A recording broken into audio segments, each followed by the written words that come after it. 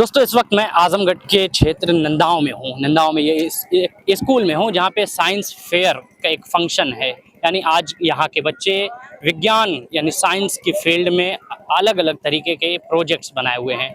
मैंने देखा कई बच्चे बहुत शानदार बनाए हैं। हालांकि आज के समय में आप अभी देखें तो सिर्फ बच्चे अंग्रेज़ी से हिंदी या हिंदी से अंग्रेज़ी इसी में फंसे रह गए हैं। क्रिएटिविटी बच्चों में एकदम ख़त्म हो गई है। मगर आज जिस स्कूल में हम हैं यहाँ पे बच्चों को एक अलग तरीके से बच्चों की एक अलग ट्रेनिंग हो रही है। हमने देखा कि बच्चे अपना इस फील्ड में कितनी क्रिएटिविटी से प्रोजेक्ट बना रहे हैं। आप हमारे पीछे देखिए कि स्कूल का सबसे पहले जो प्रोजेक्ट हमारे सामने आता है स्कूल का, ये बच्चों द्वारा बनाया गया है। ये क्लास 9 के बच्चों ने बनाया है।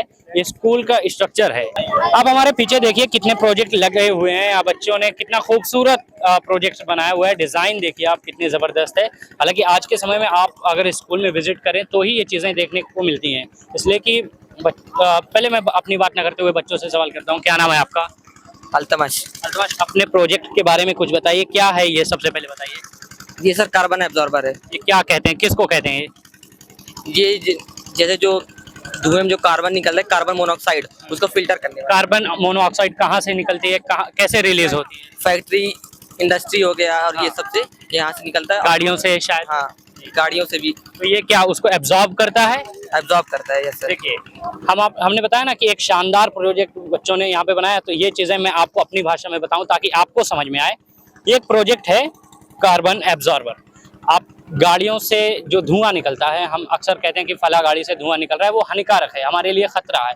वो इसलिए खतरा है कि वो सीधा असर हमारे फेफड़ों पे करता है। ये उसी धुएं को, जो फैक्ट्री से धुआं रिलीज होता है, उन सब धुएं को ये खींच लेता है, जिससे हमारे एनवायरनमेंट में, हमारे माहौल में बहुत ज़्यादा पोल्यूशन होने का खतरा होता है।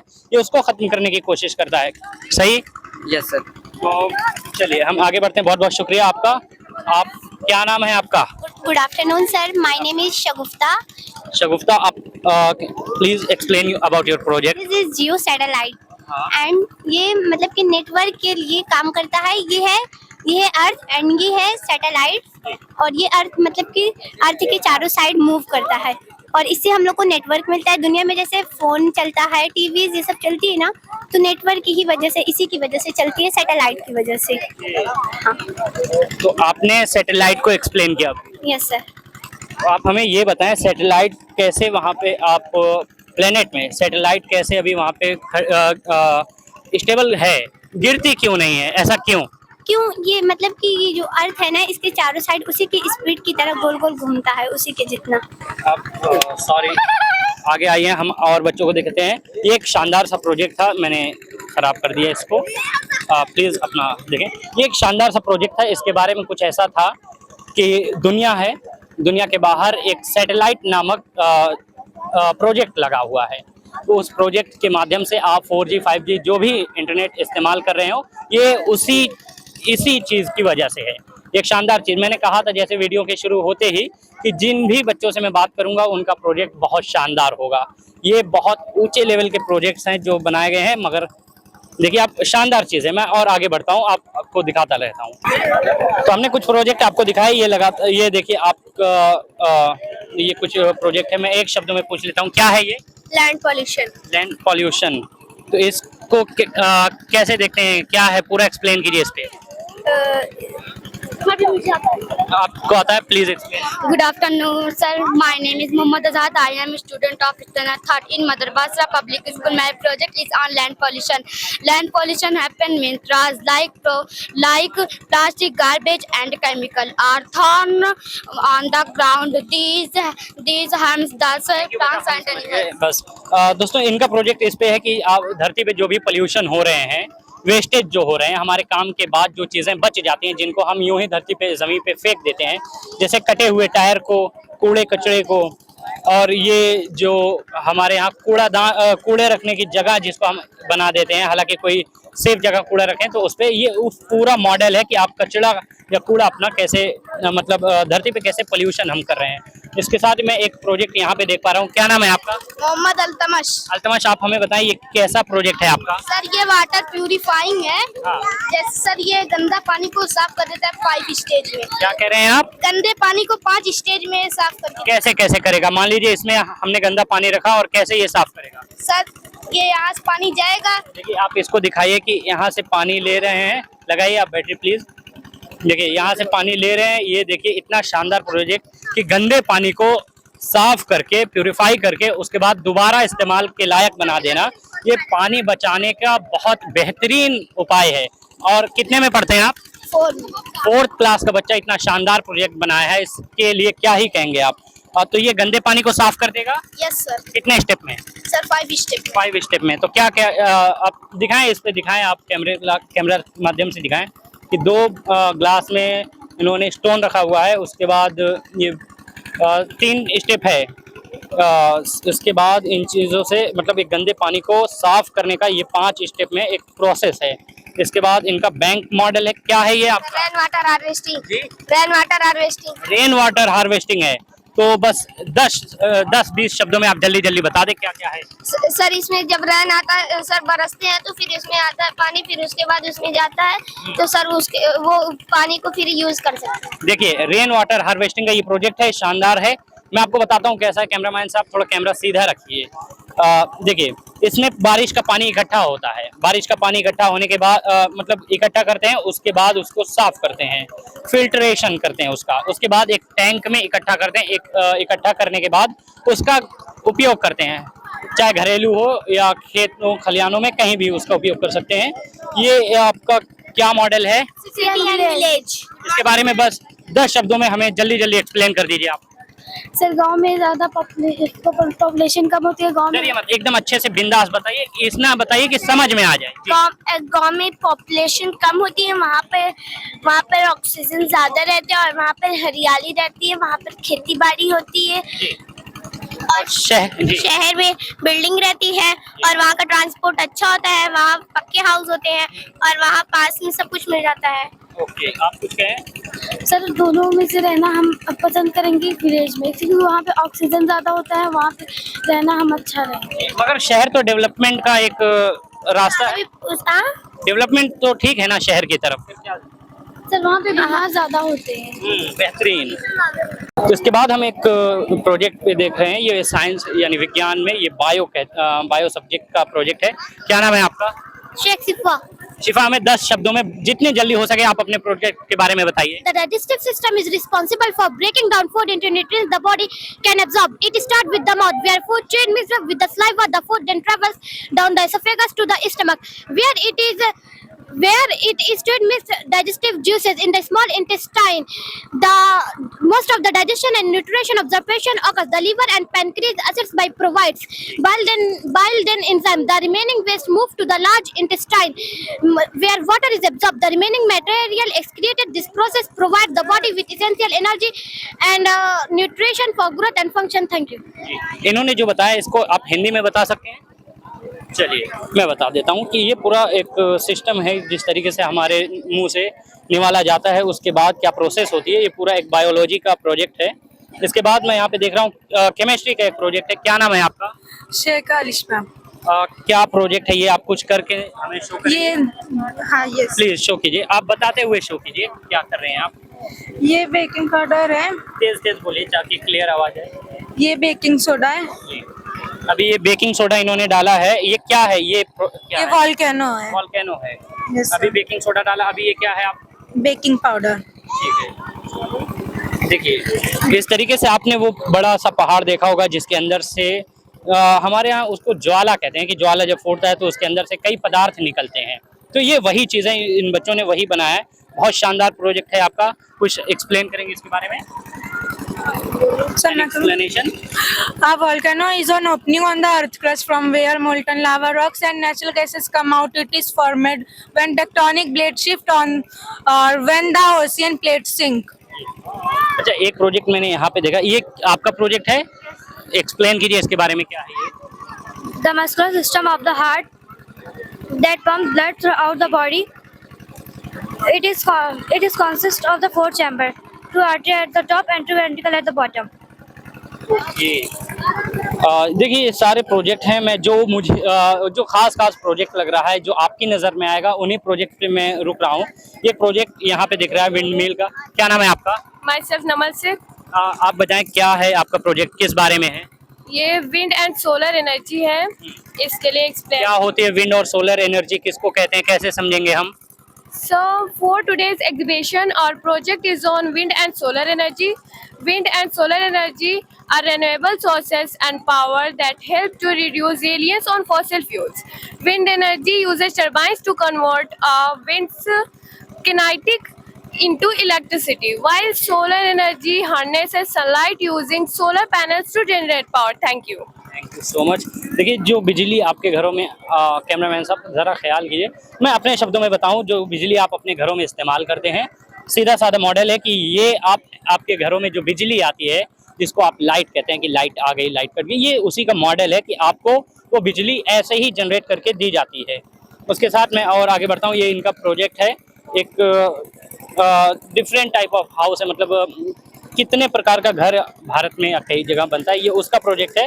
ये सारे देखिए प्रोजेक्ट कितने शानदार हैं। इसके बाद कई चीज़ें, ये थोड़ा यूनिक लग रहा है। क्या नाम है आपका? सिद्रा। सिद्रा, क्या है ये? Indian map. इंडियन मैप है, तो इसके बारे में थोड़ा आइए, थोड़ा करीब से दिखाइए। भारत का मैप है तो कैसे जानेंगे, क्या क्या लिखा है आपने? जैसे कि जम्मू कश्मीर, श्रीनगर। हाँ, मतलब ये देखिए आपको ऐसा याद होता होगा कि स्टेट और कैपिटल के बारे में जब बात करते हैं तो इन्होंने एक ऐसा सिस्टम बनाया हुआ है कि इसमें से जब उसकी किसी भी स्टेट की जब कैपिटल मैच होगा तो उसमें अलार्म बजेगा, यही ना कुछ ऐसा करके है? Yes sir. तो आप मुझे उत्तर प्रदेश का कैपिटल दिखा दें। उत्तर प्रदेश लखनऊ। जी, अभी जैसे इन्होंने उत्तर प्रदेश का कैपिटल लखनऊ दिखाया तो इसमें से अलार्म बजा। अब उत्तर प्रदेश का कैपिटल कोई चेंज करके दिखाइए ताकि अलार्म बजे। नहीं बजेगा। लखनऊ के अलावा कोई भी लगाइए। कोई और। ये देखिए इन्होंने ऐसा बनाया, देखिए अलार्म नहीं बजा, इसका मतलब है कि वो स्टेट कैपिटल गलत है। इस तरीके से जब बच्चे सीखेंगे तो शानदार कुछ आगे अपने जीवन में करेंगे। ये सारे प्रोजेक्ट्स आप देखिए लगातार हैं। यहाँ कंप्यूटर विंडोज़ 11 का एक प्रोजेक्ट है। उसके बाद ये सारी चीज़ें एक मैं यहाँ पे देख ले रहा हूँ, काफ़ी खास प्रोजेक्ट लग रहा है। क्या नाम है आपका? हिबा। अपने प्रोजेक्ट के बारे में बताइए, क्या है ये है हज प्रोसेस, जैसे हज करते हैं उसके बारे में। तो यहाँ मिकात से हमें एहरामबाद के मक्का की तरफ आना होता है, उसके बाद मीना जाना है, फिर अरफात जाना है। अरफात वो मकाम है जहाँ आप सल्लल्लाहु अलैहि वसल्लम की एक हदीस है, अल-हज्जुल अरफात, हज में दाने अरफात का नाम है, जो ज़ोहर और असर के बाद अरफात में दाखिल होना, कब्र रहमत में वकूफ़ करना। उसके बाद मुज़दलिफ़ा जाना है, उसमें हमें क़याम करना होता है। उसके बाद हमें सफ़ा, यहाँ वादी मैसर मुकाम मिलता है मिना और मशरिल हराम के दरमियान। यहाँ हमें रुकना नहीं है बल्कि तेज़ी से गुजर जाना है, और वहाँ पे एक मकाम है जहाँ हमें कुर्बानी करवानी है। फिर उसके बाद हमें सही से सफ़ा मरवा का 7 बार चक्कर लगाना होता है। ये हमें शुक्रिया आपका। मुझे थोड़ा जल्दी बता सकते हैं इसलिए कि काफ़ी प्रोजेक्ट है। ये सफ़ा मरवा का चक्कर हम इसलिए लगाते हैं ताकि हज़रत हाजरा अलैहिस्सलाम की याद दिलाता है। उसके बाद उकबा की रमी करना, किंकर मारना शैतान को। उसके बाद फिर विदाई। बेसिकली आप ऐसा एक्सप्लेन करें, जो मुस्लिम समाज सऊदी जाते हैं हज के लिए, ये पूरा प्रोसेस उस पे है कि कैसे क्या करते हैं वहाँ पे जाने के बाद। जिन लोगों को नहीं पता है वो यहाँ से इस मॉडल को देख के समझ जाएं। यस, देखिए ये उन्होंने एक्सप्लेन किया कि जो लोग विदेश जाते हैं, सऊदी अरबिया जाते हैं, तो एक्सप्लेन करते हैं, हम एक्सप्लेन करते हैं कि जो लोग सऊदी अरबिया जाते हैं हज करने, आपने सुना ही होगा कि मुस्लिम समाज हज करने जाता है, तो ये उसी का एक शानदार सा मॉडल है कि वहाँ पे जाने के बाद उनके साथ क्या होता है, क्या करते हैं वो, ये सारी चीज़ें हैं। देखिए इसके बाद इस्लाम के 5 पिलर, ये भी शानदार प्रोजेक्ट है, ये भी आपका है, तो ये उसी में कंबाइंड हो जाएगा। मैं इसके साथ ही कई चीज़ें और देख रहा हूँ। ये क्या चीज़ है, किनका प्रोजेक्ट है? आप क्या नाम है आपका? आयशा। आयशा, आप आगे आ जाएं। क्या प्रोजेक्ट है ये? पेरिस्कोप। क्या कैसे काम करता है पेरिस्कोप? सनलाइट का काम करता है। आप हमें कुछ दिखाएंगे, कैसे पता चलेगा? फोन चाहिए। फ़ोन चाहिए, लीजिए। तो ये अभी कुछ कर रहे हैं फ़ोन के माध्यम से हमारे। ओके, कैमरा इसमें दिखाएं आप, वहाँ पे जो भी शो कर रही हैं उसका यहाँ पे एक अच्छा सा मतलब एक लाइट आती है। आप धूप होने की वजह से इसमें बहुत ज़्यादा साफ दिख नहीं पा रहा है। इसके साथ ही मैं कई अन्य चीज़ों को दिखाता हूँ आपको। जैसे विंटर है तो विंटर का ये एक मॉडल दिखाया गया है, और काफ़ी एक प्रोजेक्ट लगे हुए हैं। मैं कुछ और प्रोजेक्ट पे, ये मैथ स्क्वायर क्या है ये? सर मैच स्क्वायर क्या आप बताएं अपने प्रोजेक्ट के बारे में, क्या चीज़ है ये? इस जगह पर नंबर निकलेगा और यहाँ पर उसका स्क्वायर। अच्छा, इस जगह नंबर निकलेगा, इस जगह स्क्वायर। तो आपने मैथ का कुछ ऐसा, देखिए ये एक ऐसा प्रोजेक्ट है जिसके बारे में हम बताएं आपको कि बच्चों को पढ़ाया जाता है स्क्वायर, क्यूब इस तरीके का। तो बच्चों ने अपने क्रिएटिविटी के हिसाब से इसको बनाया कि एक नंबर और उसका स्क्वायर। और इसके साथ ही मैं देख लेता हूँ, ये आपका प्रोजेक्ट है, क्या नाम है आपका? मोहम्मद माज। माज, ये कैसा प्रोजेक्ट है, अपने कुछ बताइए प्रोजेक्ट के बारे में। ये डे एंड नाइट है। एक्सप्लेन कीजिए, पूरा खुल के कीजिए। देखिए ये डे एंड नाइट का प्रोजेक्ट है बच्चा। हम आपको बता देते हैं दिन और रात जो अभी गुजर रही है। जैसे दिन है तो इधर का प्रोजेक्ट आपको दिखा रहे हैं कि बादल वगैरह हैं और घर है, ये प्रोजेक्ट है। नाइट में ये सेम चीज़ें आपको पूरी गुप्त अंधेरी मिलेंगी। साथ ही साथ मैं कई अन्य प्रोजेक्ट से भी बात कर ले रहा हूँ, आगे आइए। देखिए एक प्रोजेक्ट है हमारे पास, ये काफ़ी यूनिक सा लग रहा है, देखने में अच्छा लग रहा है। इधर से आप आके दिखाएं इनका प्रोजेक्ट कितना शानदार है। क्या नाम है आपका? अरीबा। अरीबा। और आपका? नवीरा। नवीरा। आप दोनों ने मिलकर बनाया प्रोजेक्ट? Yes sir. तो इसके बारे में हमें बताइए क्या चीज़ है। Okay. Hemodialysis is a medical treatment used to filter waste product and excess fluid from the blood in patient with kidney failure. This process involves circulating blood through a machine called hemodialysis, which is acts as an artificial kidney. The dialyzer has a semi-permeable membrane that allows waste, excess salt, water pass into a dialysis solution, while the retaining essentially blood component. Then blood is returned to the body. Thank you. अब इतना अगर हम कहें कि समझ गए हम तो ये बेहतर नहीं होगा, प्लीज़ हिंदी में एक्सप्लेन कर दीजिए। ओके सर, ये हमारे जो आर्टियल वेन होती है, इससे ये ट्यूब कनेक्टेड होती है जो हमारे वेस्ट ब्लड को इस पंपर में लेकर आती है, ब्लड पंपर में, जो कि हमारे ब्लड को बहुत ही स्पीड से भेजता है इस डायलाइजर में। इसकी स्पीड को काफ़ी ज़्यादा होती है, जो हमारे डायलाइजर प्रेशर या मॉनिटर उसे कंट्रोल करता है। हमारा ब्लड जो होता है बॉडी से निकलने के बाद क्लोटिंग कर लेता है, मीन्स जम जाता है। तो उस क्लोटिंग से प्रिवेंट करने के लिए हम हिपैरिन का इंजेक्शन देते हैं जो क्लोटिंग से हेल्प करता है, जिससे हमारा जो डायलाइजर है वो अच्छे से फंक्शन कर सके। तो हमारा जो ब्लड है वो इसमें जाता है, जो डायलाइजर है वो सेमी परमेबल मेम्ब्रेन है। शुक्रिया अरीबा। मैं यहाँ पे देख रहा हूँ कि इनका जो प्रोजेक्ट है ये और लोगों से काफ़ी यूनिक है, इसलिए कि इन्होंने ह्यूमन बॉडी को रिक्रिएट करके यहाँ पे रखा हुआ है एकदम एग्जैक्ट। हालांकि इनके देख लेते, क्या नाम है आपका? आयत। आयत। आपका? आप लोग अपना? अरुषा। अलिशबा। अलिशबा। तो आप लोग का प्रोजेक्ट है ये? यस। 10 शब्दों में जल्दी जल्दी बता दे क्या है, कैसा है। सर ये जैसे यहाँ पर है तो ये लूनर इक्लिप्स है, अभी हम इसे यहाँ पर रोटेट करेगा तो ये हो गया सोलर इक्लिप्स। अब ये जो सन है इस पर जब रोशनी पड़ेगी इसके जरिए हम अपनी आंखों से देख पाएंगे। जैसे ये इस पर रोशनी पड़ेगी उसके जरिए हम देख पाएंगे। अब ये जो रोशनी यहाँ पर आएगी हमारी आंखों पर जाएगी, जिसके जरिए हम इसको देख पाएंगे। जैसे हम रात होती है तो हम देख नहीं पाते, चलते हैं। और आपका जो प्रोजेक्ट है वो दिन और रात पे निर्भर है। हाँ, दिन और रात पे उस पे है। इधर देख लेते हैं जी। अरे प्लीज सॉरी। हाँ, क्या प्रोजेक्ट है आप लोगों का, क्या नाम है पहले आप लोग बताएं। Food. My name is Alia and we both study. Alia. आप? Myself Salma. सलमा। आप लोग दोनों लोग हैं। मुझे बहुत कम शब्दों में आप अपना प्रोजेक्ट बता दें, किसी भी भाषा में जिसमें आप कंफर्ट हो। क्या है ये? Food chain. फूड चेन है। कैसे काम करता है फूड चेन? जी please. Food chain model illustrates the flow of energy and nutrients through an ecosystem. It begins with producers, typically plants, which use sunlight to produce energy. Consumer or herbivores feed the producer, while secondary consumers such as carnivores feed on primary consumer. Okay, तो इनका food chain है कि किस तरीके से जो खाने का सिस्टम है वो घूम के। आप मुझे हिंदी में बताएं ताकि मैं अपने दर्शकों को समझा सकूं। सर जो कि अपना खाना खुद बनाएगा सनलाइट और क्लोरोफिल की मदद से। और ये प्राइमरी कंज्यूमर्स है जिसे हर्बीवोर्स कहते हैं, ये खाएगा प्रोड्यूसर्स को। और ये सेकेंडरी कंज्यूमर्स है जिसे कार्निवोर्स कहते हैं, ये खाएगा प्राइमरी कंज्यूमर को। और ये सबसे टॉप पे रहता है टर्शरी कंज्यूमर जो कि खाएगा इसको। इन सबको 10% एनर्जी मिलेगी। ओके, तो ये एक फूड चेन क्या ह्यूमन में भी कुछ ऐसा होता है? ये तो कैसे होता है उसका? हालांकि आपके प्रोजेक्ट से ताल्लुक नहीं है, फिर भी एक एक्स्ट्रा क्वेश्चन है ये। जैसे कि ह्यूमन बींग्स भी डिपेंड होते हैं अदर ऑर्गेनिज्म पे। फॉर एग्जांपल प्लांट जो कि प्रोड्यूस करता है फूड को और अदर चीज़ को, और उसी तरह और हम क्योंकि जो है क्या ऑर्गेनिज्म होते हैं हम खाते हैं कि प्लांट प्रोडक्ट्स को भी और एनिमल प्रोडक्ट, इसलिए हमें ओमनीवर्स बोलते हैं। देखिए एक शानदार सा प्रोजेक्ट था, कई प्रोजेक्ट मैं दिखाता हुआ आ रहा हूँ और आगे भी ले चलता हूँ आपको। देखिए ये सारे प्रोजेक्ट हैं, हालांकि काफ़ी समय हो जाएगा मैं एक एक प्रोजेक्ट करके, और जो यूनिक प्रोजेक्ट लग रहे हैं वो भी फिजिक्स के, उनको मैं कवर करते हुए चल रहा हूँ।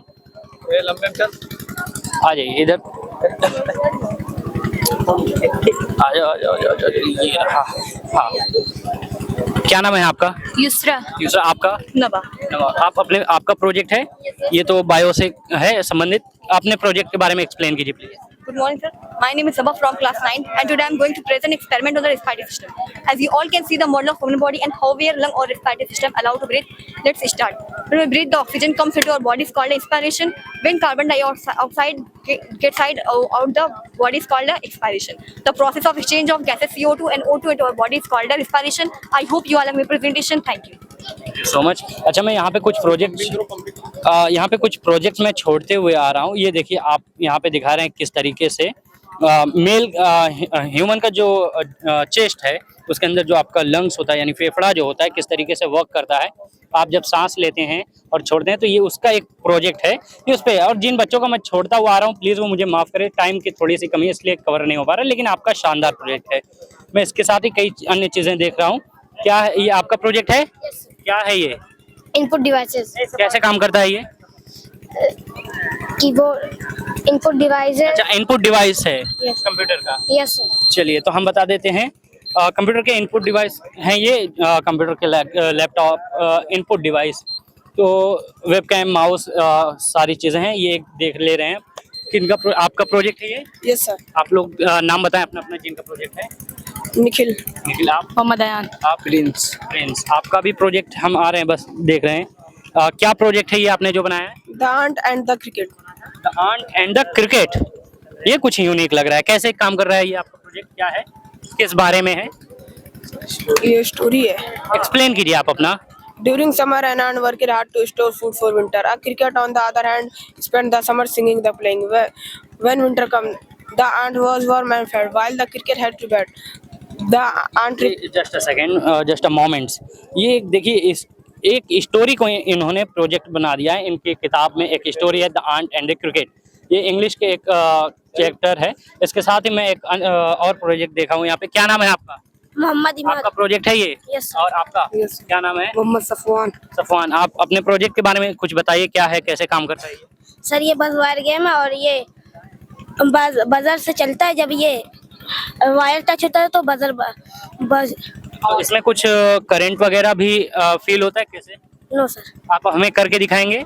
Yes sir. देखिए तो अभी आप यहाँ पे दिखाएं, ये एक चीज़ ऐसे काम कर रही है कि आप वो गेम देखते होंगे कि जो खेलते हैं तो आप बहुत ध्यान से वीडियो देखने लगते हैं कि कहीं हिल ना जाए हमारी वजह से, ताकि उनको करंट ना लग जाए। ये उसी का एक शानदार सा मॉडल है। आप टच करवाइए वायर में, किसी वायर में टच करवाइए। देखिए इन्होंने टच करवाया तो एक आवाज़ जनरेट होने लगती है, आवाज़ निकलने लगती है, लेकिन जैसे ही आप बचा के निकलते हैं तो आवाज़ नहीं आती है। एक शानदार सा प्रोजेक्ट है।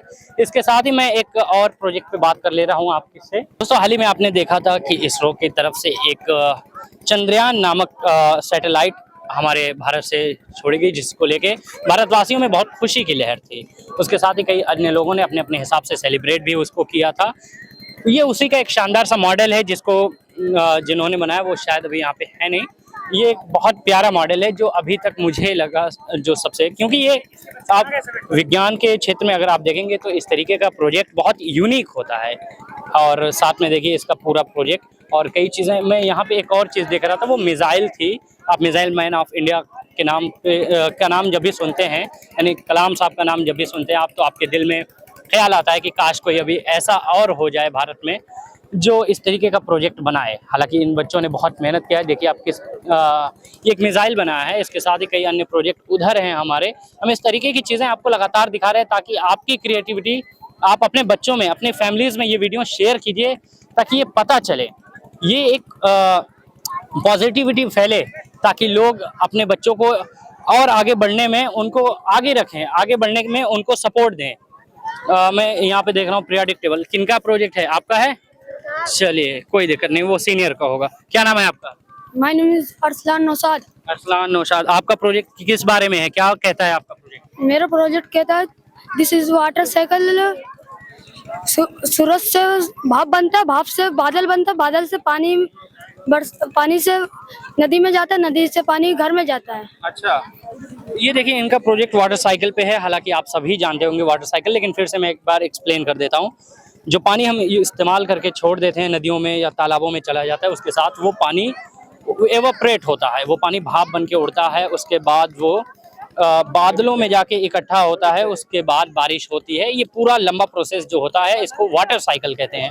इसके बाद ये क्या चीज़ है? ऑक्यूपेशन। ऑक्यूपेशन है। तो ये इसमें से आपको क्या बनना है? Sir doctor. डॉक्टर बनना है। चलिए, तो देखिए जो अलग अलग ऑक्यूपेशन है, जो अलग अलग काम है, ये उसको दिखा रहे हैं। इसके साथ ही एक ब्रिज है। आपने एडवांस सिटीज़ में ये देखा होगा कि ये ब्रिज उठती होगी और ये यहाँ से जो बोट है वो निकलती होगी, एंड देन ये फिर ये ब्रिज जो है डाउन होती होगी। ये उसका शानदार सा मॉडल है, हाइड्रोलिक ब्रिज कहते हैं। क्लास 9 का ये प्रोजेक्ट है। इसके साथ ही एक जेसीबी बनाया गया है। आपका प्रोजेक्ट है ये? जी। क्या नाम है आपका? My name is Abdul Samad. और आप लोग में किन का प्रोजेक्ट है ये? सोल हैं आप। तो बताइए अपने प्रोजेक्ट के बारे में बताइए कुछ। ये JCB is work on Pascal law. जी, पास्कल लॉ इज व्हेन आप हमें इस्तेमाल भी करके दिखाइए कि कैसे काम होता है और बताते भी रहिए। बताते भी तो। हाँ। JCB is work on Pascal law. Pascal law is a pressure is a fluid when equally distributed to through it. आप हमें बताइए। अच्छा दर्शकों, हम आपको एक्सप्लेन करते हैं।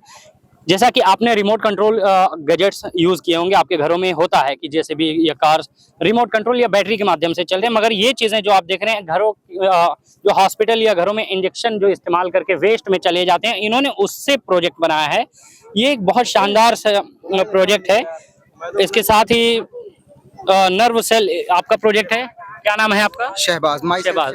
आप मोहम्मद उमर, आप दोनों हमें बस कुछ ही शब्दों में अपने प्रोजेक्ट के बारे में बताएं। This is neuron. Neuron is a basic building of nerve system. They are a specialized cell throughout the cell body. They are a three main part: dendrites, cell body, and axon. आप sorry for disturbance, मगर समय थोड़ा कम है। आप dendrites, cell body, nucleus, axon, nervous cell endings. Okay, thank you so much. हम और आगे बढ़ते हैं। ये प्रोजेक्ट और ये सारे प्रोजेक्ट्स जो देख रहे हैं इसके साथ ही लगातार ये एक प्रोजेक्ट यहाँ पे देख रहे हैं। क्या चीज़ है? आपका प्रोजेक्ट है Save environment. क्या है? जल्दी जल्दी बता दें इसके बारे में। Good afternoon to all of you. My name is Jaz Gupta. I study in class 5th. My model topic is save environment. In the present scenario, the environment is overexploited to human needs. Our environment is under distress. Thank you so much. And anybody else? Good morning, good afternoon, sir. I want to show one reason and cure to save our environment by this project. Deforestation, one of causes of destroying our environment. Thank you and have a nice day. Wind energy, also known as the wind power, is renewable energy source that uses wind to generate electricity. चलिए, शुक्रिया। ये सारे projects हैं यहाँ पे। Sorry बेटा लोग, हम आपके प्रोजेक्ट्स को अभी बात नहीं कर सकते। हम काफ़ी प्रोजेक्ट यहाँ पे देख रहे हैं। जी बस एक सेकंड। क्या नाम है आपका? मायशा। आयशा, क्या प्रोजेक्ट है आपका? क्ले हाउस और मिट्टी का फल। Okay, thank you. ये सारे प्रोजेक्ट देखिए मैं धीरे धीरे इकट्ठा इसलिए कि कुछ बच्चों का छोड़ना पड़ रहा है कि समय की कमी है, और ये सारे प्रोजेक्ट कवर करते हैं। Please sorry for disturbance guys. क्या नाम है आपका? महविश फातिमा। महविश फातिमा। आपका? नशरा। ये प्रोजेक्ट आपका, आप दोनों का है? Yes. तो एक्सप्लेन कीजिए इसके बारे में कुछ, क्या है ये? This is a circulatory system. Ji. And the human have closed circulatory system, and the heart and arteries, lungs and veins are the major component of circulatory system. And the heart has 4 chambers, 2 atrium and 2 ventricles. ये चीजें आपने English में हमें बताई, हिंदी में आपको पता है ये चीजें क्या हैं, कैसे काम करती हैं? तो प्लीज उसमें बताएं हमें। हिंदी इंग्लिश कोई भी चलेगा जिसमें आपको बेहतर लगे। Sir, this is the right atrium. Right atrium receives walk करते रहिए ताकि पता चले। आप बताइए। right atrium receives the deoxygenated blood by the vena cava, and the right atrium pumps the blood to the right ventricles, and the right ventricles pump the blood through the pulmonary artery to the lungs for oxygenation, and the oxygenated blood goes to the heart to the and then left atrium, and then left ventricle blood goes to aorta, and the differentiation the other organs. Other organs. Thank you so much guys. हम आगे बढ़ते हैं। ये एक human आई और मतलब इंसानों के दिमाग और आंखों का जो प्रोजेक्ट है इन्होंने बनाया है। इसके साथ ही कुछ अन्य मैंने जैसे कहा था कि कुछ जो शानदार प्रोजेक्ट समझ में आएंगे उन पे काम करते हैं। तो आगे आके प्रोजेक्ट्स पे काम करते हैं। एकदम लास्ट आते हैं।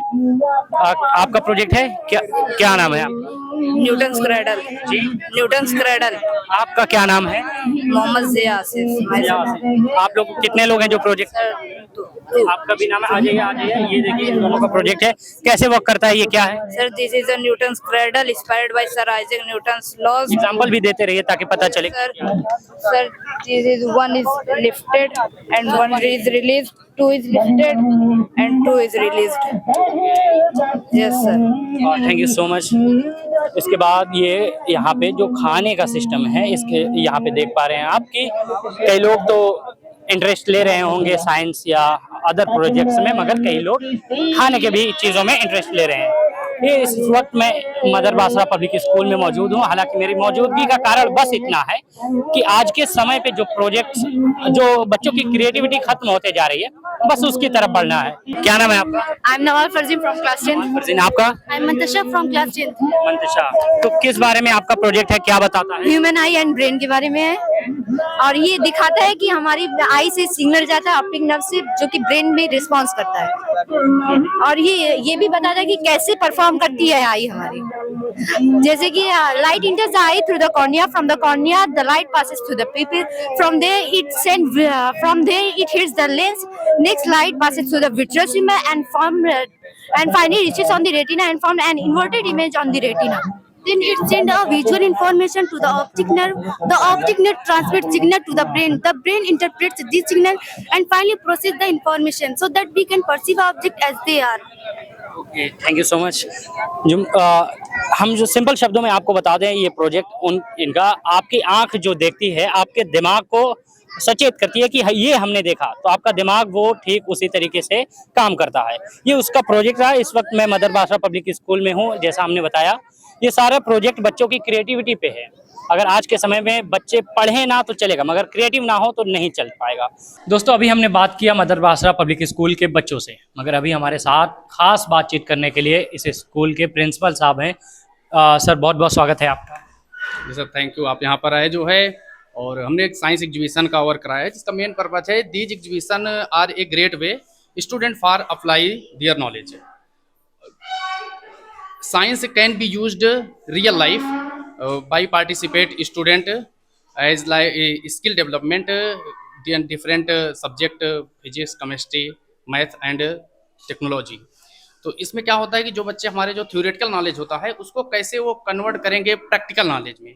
और प्रैक्टिकल नॉलेज में जब हम कोई चीज़ थ्योरेटिकल नॉलेज को अगर हम प्रैक्टिकल नॉलेज में अगर उसको हम कन्वर्ट करते हैं, तब हमारे पढ़ाई का वो पर्पज होता है कि हमारा पर्पज ये होता है कि हम स्टूडेंट जो है क्रिएटिव बने, वो अपने स्किल को कैसे इम्प्रूवमेंट करें। तो स्किल को इम्प्रूवमेंट करने के लिए हमारे जो थ्योरेटिकल नॉलेज होते हैं उसको प्रैक्टिकल नॉलेज में अप्लाई करें। अप्लाई करने के लिए हमने एक जो है साइंस एग्जीबिशन का ऑर्गेनाइजेशन कराया, जो बच्चों ने यहाँ पर स्कूल में ही रहकर अपने टीचर के द्वारा और जो डिफरेंट जो थियरीज हैं, उसके जो कॉन्सेप्ट है, जो उसके लॉज हैं, उसको बेस मानते हुए उन्होंने ऐसा वर्क किया। और उन्होंने साइंस एग्जीबिशन में आपने जैसा कि अभी आप देखेंगे जो है यहाँ पर बच्चों ने अपना ये परफॉर्मेंस दिया है। और हमें चाहेंगे कि आप जो है बच्चों के बीच में भी ज़रूर उनसे आप सवाल करेंगे और वो बहुत अच्छे अपना अंदाज में वो बातचीत करेंगे आपसे। सर, आज के समय पे जहाँ पे एडवांस टेक्नोलॉजीज़ हो चुकी हैं, हर कोई बहुत आगे भागने की सोच में है, बहुत आगे भागने की उम्मीद में। ऐसे समय पे क्या इन चीज़ों का, साइंस एग्जीबिशन नामक फंक्शन का, क्या वाकई कोई ज़रूरत लगती है आपको? हाँ, इसकी बहुत ज़्यादा ज़रूरत है। ये जो है, जैसे कि हम आपको एक बोलेंगे, ये जो हम साइंस एग्जीबिशन है इसको हम स्मॉल रिसर्च बोल सकते हैं।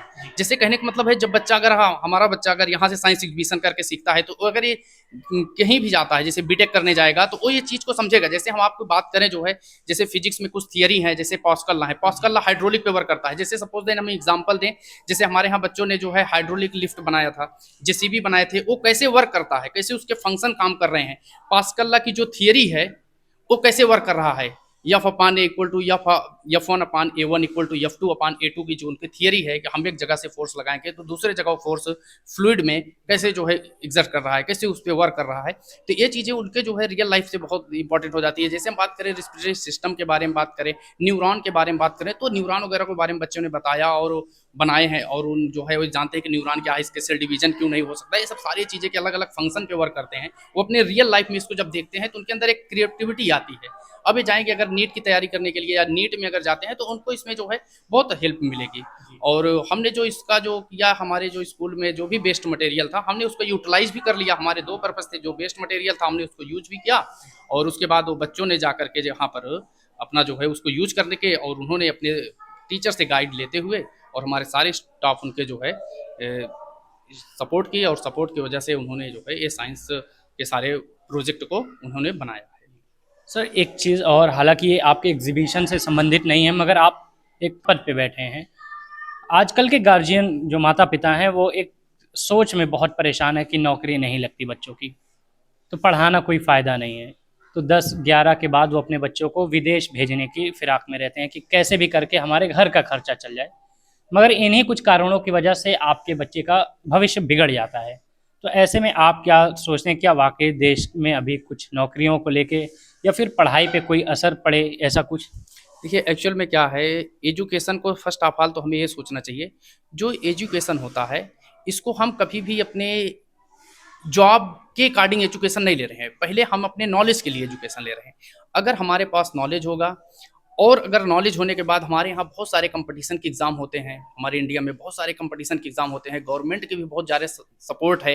लेकिन बच्चों में क्या है कि अगर नॉलेज आएगा, अगर पेरेंट्स उसका सपोर्ट करते हैं बेसिक शुरू से, अगर उनका सपोर्ट करते हैं और बच्चे किसी तरीके से अगर वो कंपटीशन में अगर बीट करते हैं, जैसे हमारे डिफरेंट यूनिवर्सिटीज़ हैं, अलीगढ़ यूनिवर्सिटी है और BHU यूनिवर्सिटीज़ हैं, बहुत सारी यूनिवर्सिटीज़ हैं जहाँ पर जो है बच्चों को मतलब हर चीज़ों की सुविधाएं और फैसिलिटी दी जाती हैं। अगर बच्चे वहाँ से पढ़ते हैं और उसके बाद अगर वो क्वालिफाई करते हैं तो चाहे नीट में जाएं, चाहे IT सेक्टर में जाएं, और उनको जॉब जो है 100% का प्लेसमेंट भी होता है। अच्छा, हम जो है अभी जो साइंस के स्टूडेंट हैं आज के टाइम में, साइंस के स्टूडेंट को लिए जॉब को ऐसा नीट जॉब, उनको गवर्नमेंट जॉब को लेकर के बहुत ज़्यादा उनका वो नहीं होता है कि गवर्नमेंट ही जॉब मिले, क्योंकि उनके अंदर इतना स्किल आ जाती है, इतना उनके अंदर क्रिएटिविटी आ जाती है कि वो खुद ही अपने आप में जो है करते हैं। अभी हम आपको जैसे एग्जांपल के तौर पर बताएं, जितने भी आप साइंस टेक्नोलॉजी की लाइफ में आप देख रहे हैं, फेसबुक है, गूगल है, ओला उबर है, ये सब किसने जो है इसको बनाया, किसने इसको जो है सॉफ्टवेयर पे कैसे डेवलप किया। इनके पास कोई गवर्नमेंट की जॉब नहीं है, लेकिन फिर भी आज ये लोग जो है बड़े बड़े पद पे हैं।